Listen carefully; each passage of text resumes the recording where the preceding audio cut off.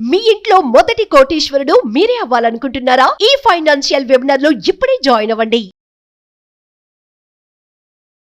నమస్తే, welcome to Suman TV. నేను మీ Rama Rajesh, chartered wealth manager and mutual fund distributor. ఇప్పుడు మార్కెట్లు బాగా పడుతున్నాయి కదా, సో చాలా మందికి చాలా క్వశ్చన్స్ ఉండుంటాయి. ఇంతవరకు అన్నీ బాగానే ఉన్నాయి, పెడుతున్న ఇన్వెస్ట్మెంట్స్ పెరుగుతున్నాయి, ఎవరికి ఎలాంటి ప్రాబ్లమ్స్ ఉండదు. మార్కెట్ పడినప్పుడు చాలా క్వశ్చన్స్ ఉంటాయి. అందులో మోస్ట్ ఎక్కువగా నన్ను అడిగిన క్వశ్చన్స్, నా క్లయింట్స్ దగ్గర నుంచి కానీ కామెంట్స్ రూపంలో కానీ చాలా మంది అడిగిన మోస్ట్ ఇంపార్టెంట్ క్వశ్చన్ ఏంటి అంటే, మేడం మేము ఎస్డబ్ల్యూపీ చేస్తున్నాము, ప్రతి నెల అమౌంట్ని విత్డ్రా చేసుకుంటున్నాము, ఇప్పుడు ఎస్డబ్ల్యూపీ కంటిన్యూ చేయాలా వద్దా? మాలో కొంతమంది, అంటే అందులో కొంతమంది ఎస్డబ్ల్యూపీ మీద వచ్చిన డబ్బులతోనే ఉంటున్నారు, అంటే రిటైర్మెంట్ అయిన వాళ్ళు ఉన్నారు చాలా మంది. అండ్ కొందరు సెకండ్ ఇన్కమ్ కోసం, ఆర్ కొందరు పిల్లల స్కూల్ ఫీజు కోసం, ఏదో ఒక పాయింట్లోని ఎస్డబ్ల్యూపీ చేసుకున్న వాళ్ళు చాలా మంది ఉన్నారు. బట్ ఇప్పుడు వాళ్ళందరికీ ఉన్న డౌట్, ఇది మార్కెట్ పడిపోతుంది, ఆల్మోస్ట్ మా ఫండ్స్ అన్ని నెగటివ్లో ఉన్నాయి, రెడ్లో ఉన్నాయి, ఇప్పుడు కూడా నేను విత్డ్రా చేసుకుంటే నేను లూజ్ అయిపోతానా నా డబ్బులు అన్న మైండ్ సెట్లో ఉంటారు చాలా మంది. సో వాళ్ళందరికీ ఎస్డబ్ల్యూపీ కంటిన్యూ చేయాలా వద్దా? ఎస్డబ్ల్యూపీ కంటిన్యూ చేయాలంటే ఎలాంటి రూల్స్ ఫాలో అవ్వాలి అన్నది ఈ వీడియోలో తెలుసుకుందాం. సో నేను చెప్పినట్లు ఎస్డబ్ల్యూపీకి చాలా వేరియస్ పర్పసెస్ ఉంటాయి. అయితే రిటైర్మెంట్ తర్వాత మనకి రెగ్యులర్ ఇన్కమ్ కోసమైనా ఎస్డబ్ల్యూపీలో ఇన్వెస్ట్ చేసుకోవచ్చు, లేదా సెకండ్ సోర్స్ ఆఫ్ ఇన్కమ్ కోసమైనా ఎస్డబ్ల్యూపీలో ఇన్వెస్ట్ చేసుకోవచ్చు, లేదా పిల్లల ఫీజులు కట్టడానికి కానీ, లేకపోతే ఇన్సూరెన్స్ ప్రీమియమ్స్ కట్టడానికి కానీ, దేనికైనా మనం ఎస్డబ్ల్యూపీలో ఇన్వెస్ట్ చేసుకోవచ్చు. సో ఎస్డబ్ల్యూపీలో ఇన్వెస్ట్ చేసుకునేటప్పుడు మనం చేసే మోస్ట్ ఇంపార్టెంట్ థింగ్ ఏంటి అంటే ఎస్డబ్ల్యూపీ ఎలా వర్కౌట్ అవుతుంది అంటే, ఒక పెద్ద అమౌంట్ని మనం ఇన్వెస్ట్ చేసి కొన్ని యూనిట్స్‌ని తీసుకుంటాం. అంటే ఫర్ ఎగ్జాంపుల్ నేను ఇక్కడ 20,00,000 అమౌంట్ తీసుకుంటున్నాను. 20,00,000 అమౌంట్‌కి ఒక రూ. 10 పెట్టి కొన్ని అంటే ఒక యూనిట్ కాస్ట్ రూ. 10, 20,00,000 అమౌంట్. సో ఇలా మనం ఇన్ని యూనిట్స్ అని కొనుక్కుంటాం. ప్రతి నెల మనం విత్‌డ్రా చేసుకునే అమౌంట్ బట్టి మనం కొన్న యూనిట్స్‌లోంచి కొన్ని యూనిట్స్‌ని సెల్ చేసి మనకి ఎస్డబ్ల్యూపీ ద్వారా ఎవ్రీ మంత్ గానీ, ఎవ్రీ క్వార్టర్లీ గానీ, ఇయర్లీ గానీ అమౌంట్ వెనక్కి వస్తూ ఉంటుంది. సో ఇప్పుడు ప్రాబ్లమ్ ఏంటి అంటే, ఇంతవరకు మార్కెట్ పెరుగుతుంది కాబట్టి ప్రాబ్లమ్ లేదు. ఎందుకంటే నేను ఎస్డబ్ల్యూపీ చేసుకుంటున్నా, నాకు ఇంకా వాల్యూ పెరుగుతుంది కదా. నేను పెట్టింది 20,00,000, నేను ప్రతి నెల ఇంత సర్టెన్ అమౌంట్ తీసుకుంటున్నా కూడా నాకు అది 22,00,000, 23,00,000 చూపిస్తుంది కాబట్టి నాకేం ఇబ్బంది లేదు. బట్ ఇప్పటికొచ్చేటప్పటికి ఏమైంది, మార్కెట్ పడుతుంది. సో ఇప్పుడు నా 20,00,000 పడి 18,00,000, 15,00,000, 16,00,000 అలా వెళ్తుంది. సో అందుకు భయం స్టార్ట్ అయింది.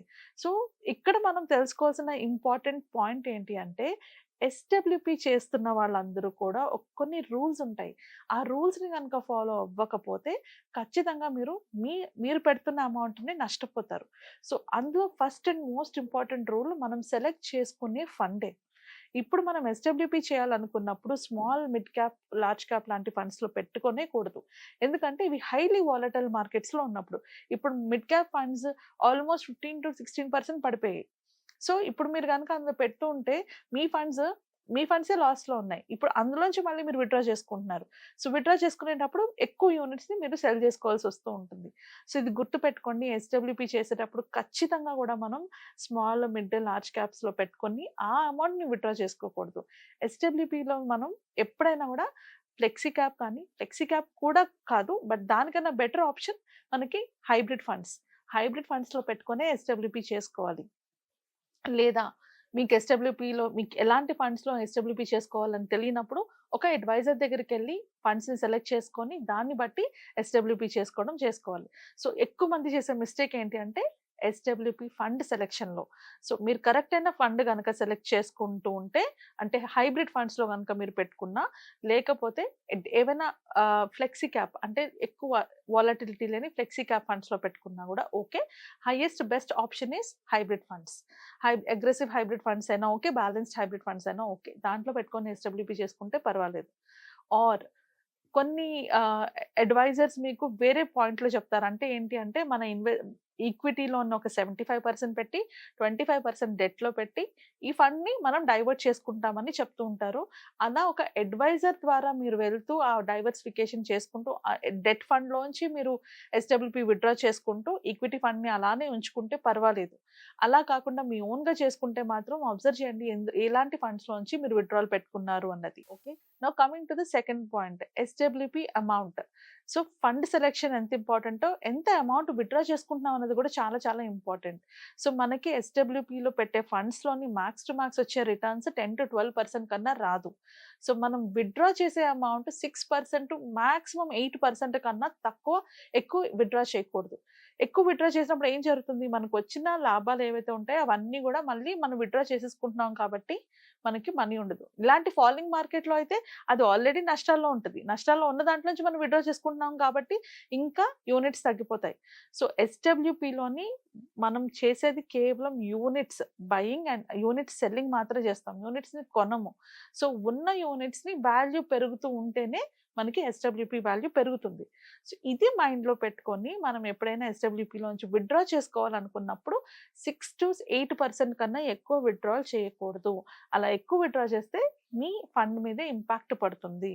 సో 6 అంటే ఇప్పుడు 20,00,000 ఎగ్జాంపుల్ తీసుకున్నాను కదా! 20,00,000 ఎగ్జాంపుల్‌కి పర్ మంత్ మీరు ఎంత తీసుకోవచ్చు?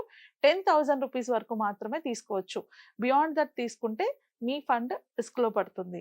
సో అది మైండ్‌లో పెట్టుకోండి. ఎస్‌డబ్ల్యూపీ చేసేటప్పుడు మనం 6-8% కన్నా ఎక్కువ విత్‌డ్రాల్ చేయకూడదు. అలానే ఎస్‌డబ్ల్యూపీ చేసేటప్పుడు లాంగ్ టర్మ్ హోల్డ్ చేయాలి. నేను ఒక 3 ఇయర్సో, 4 ఇయర్సో ఎస్‌డబ్ల్యూపీ చేసి విత్‌డ్రా చేసుకుంటానంటే ఇలాంటి టైంలోని ఎక్కువ యూనిట్స్ లూజ్ అవుతారు కాబట్టి మీరు మీ అసలునే కోల్పోయే ఛాన్సెస్ ఉంటాయి. ఎస్‌డబ్ల్యూపీ ఎప్పుడు చేసుకున్నా కూడా లాంగ్ టర్మ్ మాత్రమే ప్లాన్ చేసుకొని లాంగ్ టర్మ్ కోసమే మనం ఆ అమౌంట్‌ని పెట్టుకున్నప్పుడే ఎస్‌డబ్ల్యూపీ చేసుకోవాలి. లేకపోతే ఎస్‌డబ్ల్యూపీలో ఇన్వెస్ట్‌మెంట్ చేయకూడదు. ఇప్పుడు ఎస్‌డబ్ల్యూపీ కాలిక్యులేషన్ ఎలా ఉంటుంది? మనం లూజ్ అవుతామా లేదా అన్న కాన్సెప్ట్ గురించి ఒక ఎక్సెల్ షీట్ ద్వారా మీకు ఎక్స్‌ప్లెయిన్ చేస్తాను. సో దట్ మీకు ఒక క్లారిటీ వస్తుంది. నేను మీకు చెప్పినట్టుగానే ఒక అమౌంట్ నేను ఇన్వెస్ట్ చేసిన అమౌంట్ 20,00,000 నేను మంత్లీ విత్‌డ్రా చేసుకుంటున్న అమౌంట్ 10,000. సో 20,00,000 అమౌంట్ నేను విత్‌డ్రా చేస్తున్నాను. నేను మంత్‌కి 10,000 తీసుకుంటున్నాను. సో నేను కొన్నప్పుడు ఈ ఫండ్ రూ. 25 ఉంది. ఇది నేను ఎప్పుడు కొన్నాను? 2004లో కొన్నాను. రూ. 25 దగ్గర నేను కొన్నప్పుడు నాకు 79,882 యూనిట్స్ వచ్చాయి. ఇప్పుడు నేను దాన్ని ప్రతి నెల 10,000 విత్‌డ్రా చేసుకునేటప్పుడు నేను సెల్ చేస్తున్నప్పుడు నాకు 378 యూనిట్స్‌ని సెల్ చేసి ఆ అమౌంట్‌ని నా అకౌంట్‌లో యేసుకుంటున్నాం. ఇక్కడ ఏం జరిగింది? ఎన్ని యూనిట్స్ నేను అమ్మాను? 378 యూనిట్స్ నేను అమ్మాను. ఇప్పుడు ఇదే ఎన్ఏవి వాల్యూ ఆఫ్టర్ 1 ఇయర్ 40.22కెళ్ళింది. ఇక్కడ నేను సెల్ చేసిన యూనిట్స్ ఎన్నయ్యాయి? ఓన్లీ 248 యూనిట్స్ అయ్యాయి. స్టార్టింగ్‌లో నేను ఎన్ని యూనిట్స్ అమ్మాను? 378 యూనిట్స్ అమ్మాను. ఇప్పుడు నేను ఎన్ని యూనిట్స్ అమ్ముతున్నాను? 248 యూనిట్స్ అమ్ముతున్నాను. ఎందుకు యూనిట్స్‌లో డిఫరెన్స్ వచ్చింది అంటే, అక్కడ మన ఎన్ఏవి వాల్యూ పెరగడం వల్ల. ఎన్ఏవి వాల్యూ పెరిగినప్పుడు మనం అమ్మే యూనిట్స్ తగ్గుతూ ఉంటాయి. సో, మనం ఎప్పుడు కూడా ఎన్ఏవి వాల్యూ పెరుగుతున్నప్పుడు మనకి ప్రాబ్లమ్ ఉండదు. ఎందుకంటే మనం అమ్మే యూనిట్స్ తగ్గుతూ ఉంటాయి. ఎప్పుడైతే ఎన్ఏవి వాల్యూ తగ్గుకుంటూ వస్తుందో, అక్కడే మనకి మెయిన్ ప్రాబ్లమ్ స్టార్ట్ అవుతుంది. ఎందుకంటే మనం అమ్మే యూనిట్స్ పెరుగుతూ ఉంటాయి. సో, ఈ ఫ్లక్చుయేషన్ ఎప్పుడు కూడా మనకి షార్ట్ టర్మ్‌లో ఉంటాయి. మీకు ఇంకొక వీడియోలో క్లియర్‌గా ఎక్స్‌ప్లెయిన్ చేశాను. Market correction period and market recovery period అని చెప్పేసి. దాంట్లో మీకు అర్థమయ్యే ఉంటుంది. On an average correction period 7 months వరకు ఉంటే and on an average recovery period 12 months వరకు ఉంది. సో, ఎప్పుడైనా కూడా మనం ఎస్‌డబ్ల్యూపీ చేసుకునేటప్పుడు ఇది మైండ్‌లో పెట్టుకోవాలి. మినిమమ్ టు మినిమమ్ 7 మంత్స్ నుంచి 12 మంత్స్ వరకు ఆర్ అంతకన్నా ఎక్కువైనా కూడా మార్కెట్ కరెక్ట్ అవుతది. ఈ టైంలోని మన యూనిట్స్ ఎక్కువ సెల్ అవుతూ ఉంటాయి. యూనిట్స్ ఎక్కువ సెల్ అయిపోయినంత మాత్రాన మన ఫండ్ బ్యాలెన్స్ జీరోకి వచ్చేయదు. ఎందుకు వచ్చేదు? మనం ఇన్వెస్ట్ చేసిన అమౌంట్ ఎంత? 20,00,000 అండ్ మనం తీసుకుంటున్న అమౌంట్ ఎంత? నెలకి 10,000 తీసుకుంటున్నాం. మనం ఎక్కువ తీసుకోవట్లేదు. అందుకని చాలా చాలా ఇంపార్టెంట్ అండి. మనం 6%కి మించి తీసుకోకూడదు. ఇంకా అత్యవసరమైన పరిస్థితుల్లోని ఎవరైతే రిటైరీస్ ఉంటారో, వాళ్ళు ఈ ఇన్‌కమ్ మీద బతుకుతున్నారో, అలాంటి వాళ్ళు 8% వరకు తీసుకోవచ్చు. సో, ఈ 6-8% లోపు గనుక మీరు తీసుకోగలిగితే మీ ఫండ్ వాల్యూ జీరోకొచ్చే ఛాన్సెస్ ఉండవు. అండ్ ఇది కంటిన్యూయస్‌గా ఈ 6-8% మీరు గనక తీసుకుంటుంటే, మీకు కావాల్సినన్ని సంవత్సరాలు తీసుకున్నా కూడా ఫండ్ వాల్యూ గ్రో అవుతూనే ఉంటుంది. సో, ఈ కేస్‌లోని ఈ ఫండ్ వాల్యూ ఎంత గ్రో అయింది? ఆల్‌మోస్ట్ ఇక 20 ఇయర్స్ పాటు తీసుకుంటే, వాళ్ళు ఇన్వెస్ట్ చేసిన అమౌంట్ 20,00,000 వాళ్ళు విత్‌డ్రా చేసుకున్న అమౌంట్ 24,00,000 అండ్ ఫైనల్ వాల్యూ 2,00,00,000 అయింది. ఎన్ని ఇయర్స్? 20 ఏళ్ళలోని. సో, ఎప్పుడైనా కూడా ఎస్‌డబ్ల్యూపీ చేసేటప్పుడు మీ మైండ్‌లో ఉండాల్సింది నేను ఎంత లాంగ్ టర్మ్ ఉండగలను అన్న పాయింట్‌లోనే ఎస్‌డబ్ల్యూపీ తీసుకోండి. షార్ట్ టర్మ్ అవసరాల కోసం, షార్ట్ టర్మ్ ఇన్‌కమ్ కోసం ఎస్‌డబ్ల్యూపీ వాడుకోవద్దు. చాలా మంది చూస్తున్నాను కార్ లోన్ బదులు ఎస్‌డబ్ల్యూపీ తీసుకుంటున్నారు. అంటే ఎస్‌డబ్ల్యూపీ ద్వారా కార్ లోన్ క్లియర్ చేసేసుకోవచ్చు అన్న పాయింట్‌లో కొందరు తీసుకుంటున్నారు. ఎలా తీసుకున్నా కూడా మీ ఇంటెన్షన్ ఎస్‌డబ్ల్యూపీ లాంగ్ టర్మ్‌కి ఉండాలి. అంటే ఏదైనా 10 అండ్ అబోవ్ ఇయర్స్ ఉన్నప్పుడే ఎస్‌డబ్ల్యూపీ చేసుకోవాలి. అండ్ మీరు తీసుకునే అమౌంట్ కూడా చాలా చాలా తక్కువ. అంటే 6-8% లోనే ఉండాలి.